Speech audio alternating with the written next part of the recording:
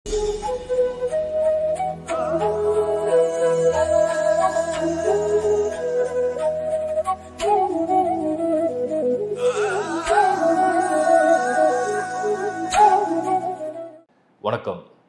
Welcome to life horoscope. நான் உங்கள் Shankar Narayan. April மாத ராசி பலனை டீட்டெயிலாக பார்க்கலாம். இந்த வீடியோட எண்டில் நிறைய பேர் கேட்டிருந்த ஒரு ஜெனரல் கொஷின், வாக்கிய பஞ்சாங்கமாக திருக்கணித பஞ்சாங்கமாக நம்ம எப்படி சனி பெயர்ச்சியை ஃபாலோ பண்ணோம், டீட்டெயிலாக அதை பற்றின ஒரு கிளாரிட்டியை வீடியோட எண்டில் கொடுத்துட்றேன், எல்லோரும் பாருங்கள். அண்ட் ஏப்ரல் மாதத்தில் உங்களுக்கு நல்லா தெரியும், மல்டி பிளானட் கன்ஜெக்ஷன் தான் டாமினேட் பண்ண போது. அது தனித்தனியாக உங்கள் ராசிக்கு என்ன செய்ய போகுதுன்றத கிளியராக பார்ப்போம். எல்லாருக்கும் நான் சொல்கிற ஒரு சின்ன அட்வைஸ் தான், நீங்கள் வீடியோஸ் பார்க்குறீங்க, சூப்பர் இம்போஸ் பண்ணி பார்க்கும்போது அதுவும் நிறைய பேர் புரிஞ்சுக்கிட்டீங்க. உங்கள் ஹாரோஸ்கோப் கையில் இல்லாமல் உங்களால் எதையுமே ஃபாலோ பண்ண முடியாது. உங்களுடைய கிளியரான நட்சத்திரம் என்ன, ராசி என்ன, லக்னம் என்ன, என்ன தசா, என்ன புக்தி, பிளானட்டரி பொசிஷன், இந்த அடிப்படையான ரீடிங் நீங்கள் எடுக்கணும்.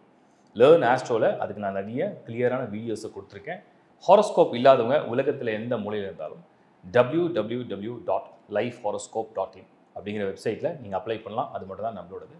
டிஸ்பிளேயில் தெரிகிற நம்பர் மட்டும்தான் எங்களுடைய டீம் மெம்பர்ஸுடைய நம்பர்ஸ். நிறைய சர்வீஸை ஆட் பண்ணியிருக்கோம், தேவையானதை பயன்படுத்திங்க. இப்போ நம்ம ஏப்ரல் மாத ராசி பலனை டீட்டெயிலாக பார்க்கலாம். ரிஷப ராசி. ரிஷபம் நான் நிறைய பேர் கேட்ட ஒரு கொஷின் என்னென்னா, இவ்வளோ சூப்பராக இருக்குன்னு சொல்கிறீங்களே, சுக்கிரன் உச்சம், புதன் கன்ஜெக்ஷனாக இருக்குது, சனி 11ல் வந்திருக்கு, அப்படி இருக்குது இப்படி இருக்குது, குரு ஃபஸ்ட் ஹவுஸில் பரிவர்த்தனை இருக்குது, ஆனால் பட் எனக்கு ஏன் இவ்வளோ கஷ்டம் இருக்குது? நான் நிறைய பேருடைய பர்சனல் கொஸ்டின் நான் முதல்ல அதுக்கு ஆன்சர் பண்ணிடுறேன், அதுக்கப்புறம் இந்த ப்ரெடிக்ஷனை கண்டினியூ பண்ணுறேன். முதல்ல நீங்கள் தெளிவாக புரிஞ்சுங்க, ரிஷபம் அப்படிங்கிற அந்த சந்திரன் நிற்கக்கூடிய 12 ராசிகளில் ஒன்று. அதற்கு கோளுடைய நகர்வுகள் கோச்சார அடிப்படையில் ஃபஸ்ட் கிளாஸாக இருக்குது, அதில் டவுட்டே இல்லை. பட் உங்களுடைய சுய ஜாதகத்தை என்றைக்காவது எடுத்து நீங்கள் பார்த்தீங்களா? உங்களுக்கு ரிஷபராசியாக இருந்தாலும் எந்த நட்சத்திரமாக இருந்தாலும் உங்கள் லக்னம் என்ன, உங்களுடைய பிளானட்டரி பொசிஷன் என்ன, அதோட தசா புத்தி என்ன, அதோடு நீங்கள் சூப்பர் இம்போஸ் பண்ணி கால்குலேட் பண்ணால் தான் இந்த நகர்வு உங்களுக்கு சாதகமாக இல்லை பாதகமாக, இல்லை இயற்கையாக உங்கள் சார்ட்டில் வேறு ஏதாவது தடை இருக்கா, இல்லை தசா புத்தி ஏதாவது சக்ஸஸ் ஃபேவரபுளாக இல்லையான்றது நீங்கள் புரிஞ்சிக்க முடியும்.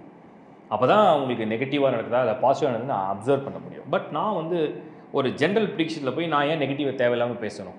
அது பாசிட்டிவாக தானே இருக்குது. அது இருந்தால் நானே சொல்லிவிடுவேனே, அப்படி ஒன்றும் இல்லாதனால தான் நான் பாசிட்டிவாகவே கொடுக்குறேன். இப்போ இந்த மந்த் ஏப்ரல் 2025 கிட்டத்தட்ட 6 கிரகங்கள் கன்ஜெக்ஷன் ஆகும். அதில் 5 ஒரு 15 நாட்கள் 14 நாட்கள் 2 வாரம் 2 வீக்ஸ் உங்களுக்கு ரிஷபத்துக்கு 2 weeks of April. First 2 weeks Sukran, Budhan, Sani, Rahu, சூரியன் எல்லாம் ஒன்றாக தான் இருப்பாங்க. 2 பேர் வக்ரம் அடைகிறாங்க. உங்கள் ராசிநாதனான சுக்ரன் ப்ளஸ் உங்களுக்கு யோகக்காரனான புதன்லாம் வக்ரம் அடையும், அப்புறம் வக்ர நிவர்த்தி ஆகிடுறாங்க. கிட்டத்தட்ட ஃபஸ்ட் வீக்லேயே புதன் நிவர்த்தி ஆகிட்டார், அப்புறம் உடனே சுக்ரன் நிவர்த்தி ஆகிட்டார். நிவர்த்தி ஆகிற ஒரு நிலைமை. அப்போ ஏப்ரலில் பலமான ஒரு கூட்டணியோட இந்த சுக்ரன், புதன், சனி, ஏன்னா திரிகோணாதிபதிகள் உங்களுக்கு அவங்க லார்ட் ஆஃப் 9 and 10 சனி, லார்ட் ஆஃப் 5 and 2 புதன், லார்ட் ஆஃப் 1 and 6 சுக்ரன். ஸோ 1, 5, 9 ஒரு கன்ஜெக்ஷன். அடுத்து நீங்கள் எடுத்தீங்கன்னா 1, 4, 5, 9 and 10 அடுத்த கன்ஜெக்ஷன். இதெல்லாமே உங்களுக்கு ஒரு பலமான ஒரு இதுதான் ஒரு பிளெஸிங். இங்கே ராகு வேறு இருக்குது. இப்போ யாருக்கெல்லாம் ராகு ஒரு வேளை யோகமாக இருக்கோ அவங்களுக்கெல்லாம் என்ன நடக்கும்னு கேட்டிங்கன்னா, இது அதிர்ஷ்டத்தை கொடுத்துரும், லக்கு அப்படியே வேறு லெவலில் லக்கை கொடுக்கும். சப்போஸ் அந்த ராகு சரியாக இல்லை, பேர்த் சார்ட்டில் கெடுக்கிற இடத்துல போய் உட்காந்து உங்களை ஏதோ அந்த தோஷ ஜாதகம்னு சொல்லுவாங்க இல்லையா, இது மேல்ஃபிக் பெனிஃபிக்கில் இது மேல்ஃபிக்காக மாறிடுச்சுன்னா அப்போ தான் இந்த கூட்டணியும் யூஸே இல்லாமல் சும்மாவே டம்மியாக இருக்கும். ஏன்னா நிறைய பேருக்கு நான் நிறைய பாசிட்டிவ் கொடுத்துருக்கேன். பட் ஏதோ ஒன்று மாறாமல் இப்போ உங்களுக்கு உங்கள் ஜனன ஜாதகத்தில் ஒரு வலுவான சுக்ரன், புதன் அப்படின்னு நின்றுச்சுன்னா, சனி யோகக்காரனாக நின்றுட்டார்னா இந்த கூட்டணி உங்களுக்கு வலுவான ஏதாவது ஒரு பலனை கொண்டு வரும். அது நீங்கள் தான் உங்கள் பர்சனல் சார்ட்டை நீங்கள் வெரிஃபை பண்ணி செல்ஃபே பண்ணிக்கலாம். அதுதான் நான் நிறைய வீடியோஸ் பண்ணி கொடுத்துருக்கேன், நிறைய கிளாரிட்டியும் கொடுத்துருக்கேன். இப்போ ஏப்ரல் 2025 என்ன சொல்லலாம்? அருமையாக இருக்குது. என்னால் ஒரு குறையாகவே இந்த டிரான்சிஷனை பார்க்க முடியல.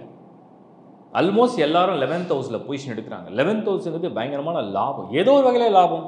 பொருளாதாரம் ஒரு லாபம், பதவி, அதிகாரம், இல்லை நீங்கள் ஆசைப்பட்ட ஒரு பொருள், நல்ல நட்பு, நல்ல உறவு, ஒரு நல்ல உறவு கிடைக்கிறதே பெரிய விஷயம். சப்போஸ் நீங்கள் ரிலேஷன்ஷிப் இருக்கீங்க, கல்யாண பேச்சை எடுக்கிறீங்க, அது வீட்டில் ஓகே சொல்லிட்டாங்கன்னா அது ஒரு பெரிய சக்ஸஸ் தானே.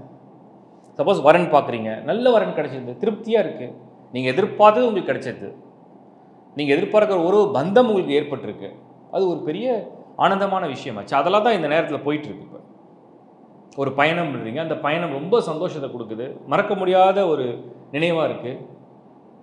ஏதோ ஒரு ஒரு லாட்ரி ட்ரை பண்ணுறீங்க, ஏதோ ஒரு அதிர்ஷ்டத்தை ட்ரை பண்ணுறீங்க, அந்த அதிர்ஷ்டம் உங்களுக்கு வருது, நீங்கள் ஒரு பொருளுக்காக ஆசைப்படுறீங்க, யாரோ உங்களுக்கு கிஃப்டாக கொடுத்தா எப்படி இருக்கும்? அதுதான் இந்த நேரம் அதுதான் சுட்டி காமிக்குது. ஏப்ரல் 2025 பொறுத்த வரைக்கும் அது இல்லத்தரசிகள் மாணவர்களுக்கு படிப்புக்காக வெளிநாடு, அதுக்கு ஒரு லோன், அதுக்கு ஒரு யூனிவர்சிட்டி, அதுக்கு ஒரு சாய்ஸ், அது கரெக்டாக கிளிக் ஆகிடுச்சு. எப்படி இருக்கும் உங்கள் மைண்ட்? ஹாப்பியாக ஃபீல் பண்ணுவீங்க.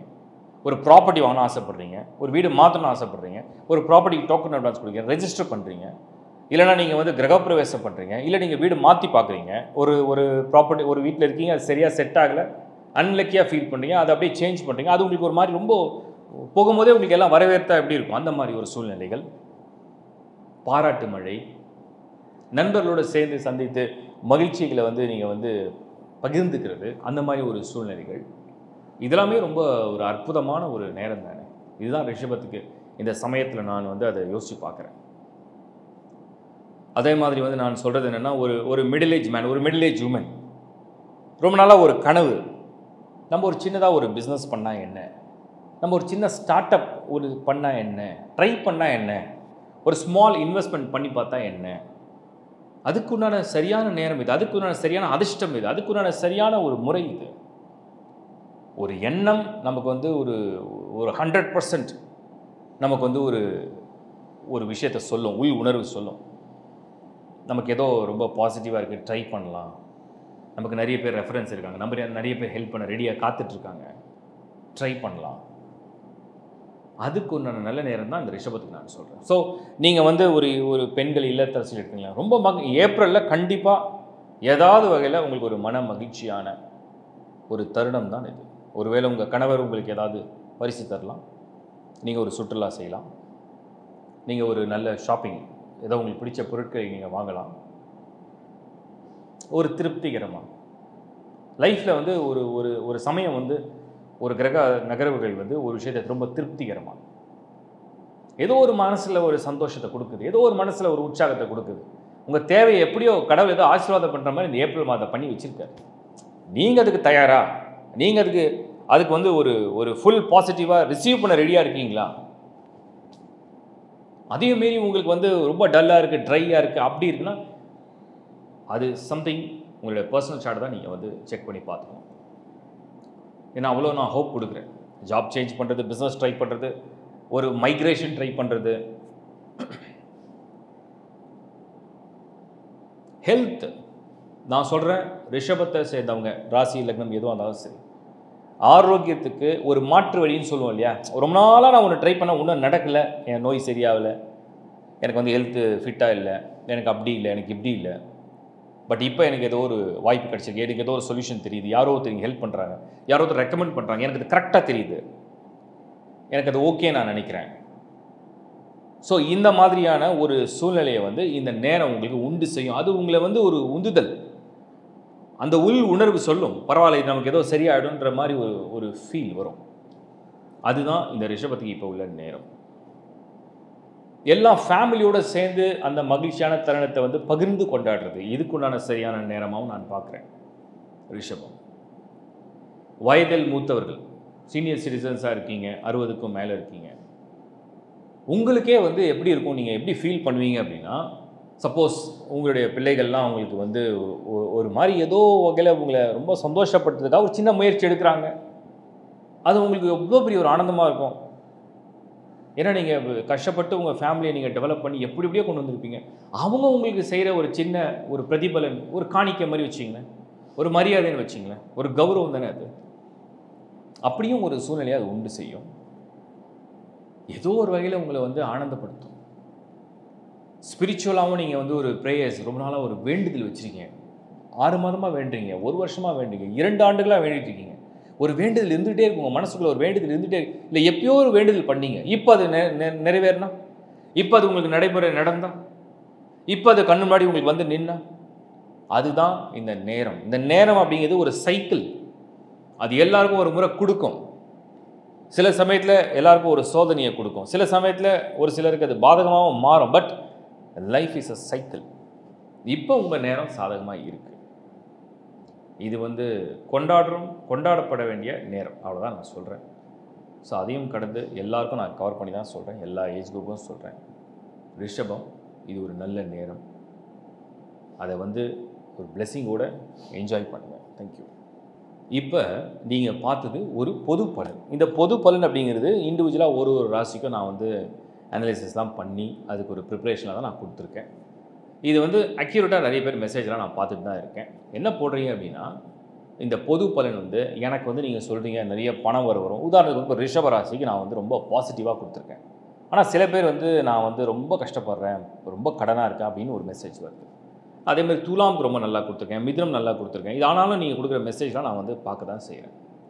அப்போ வந்து நான் சொல்கிற மெசேஜ் என்னென்னா, நான் உங்களுக்கு ஒரு முறையும் சொல்கிறேன், உங்களுடைய ஜென்ம நட்சத்திரத்தை முதல்ல நீங்கள் கரெக்டாக வெரிஃபை பண்ணிங்களா? அடுத்தது உங்களுடைய ராசி என்ன, உங்களுடைய லக்கணம் என்ன. உங்கள் லக்கணம் தான் வந்து உங்களுடைய விதி.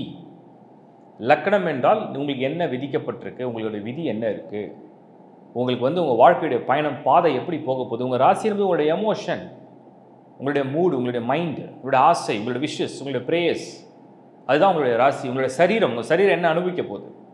ஸோ உங்களுடைய லக்னம் என்பது உங்களுக்கு விதிக்கப்பட்டது என்னவா இருக்குது, அதை எப்படி நம்ம மாற்ற முடியுமா. அடுத்தது உங்களுக்கு என்ன தசாபுத்தி, உங்களோட பிளானட்டரி பொசிஷன் என்ன. இதை நீங்கள் வந்து முதல்ல ரீடிங்கை வந்து உங்கள் மைண்டில் உங்கள் ஹாரோஸ்கோப்பை நீங்கள் ரீட் பண்ணி உள்ளே ஏற்றிடணும். உங்கள் மைண்டில் வந்து உங்களுடைய ஹாரோஸ்கோப்பில் உள்ள அந்த பிளானட்டரி பொசிஷன் வந்து எந்தெந்த பிளானட் எந்த ஹவுஸில் இருக்குது, கன்ஜெக்ஷனாக இருக்கா, பார்வையில் இருக்கா, ஸோ எப்படி பொசிஷன் எடுத்திருக்கு, வக்கரம் அடிச்சிருக்கா, நீச்சமாக இருக்கா, உச்சமாக இருக்கா, இல்லை வந்து உங்களுக்கு வந்து ஆட்சி பலத்தோடு இருக்கா, ஏதாவது யோகத்தோடு இருக்கா, இல்லை தோஷத்தோடு இருக்கா. அதை வந்து நீங்கள் ரீட் பண்ணி ஃபிக்ஸ் பண்ணிட்டீங்கன்னா தான் நீங்கள் ஒரு டிரான்சிட்டையும் அப்சர்வ் பண்ண முடியும். இது ஒன்று.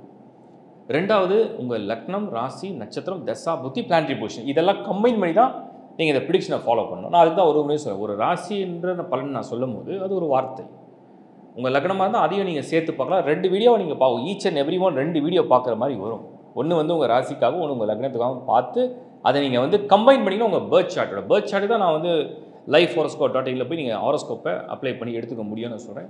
உலகத்தில் எந்த முள்ளாக நீங்கள் அப்ளை பண்ணலாம். இது ஒரு சாஃப்ட் காப்பி தான், உங்களுக்கு ஆன்லைன்லேயே வந்துடும். இது ஒன்று.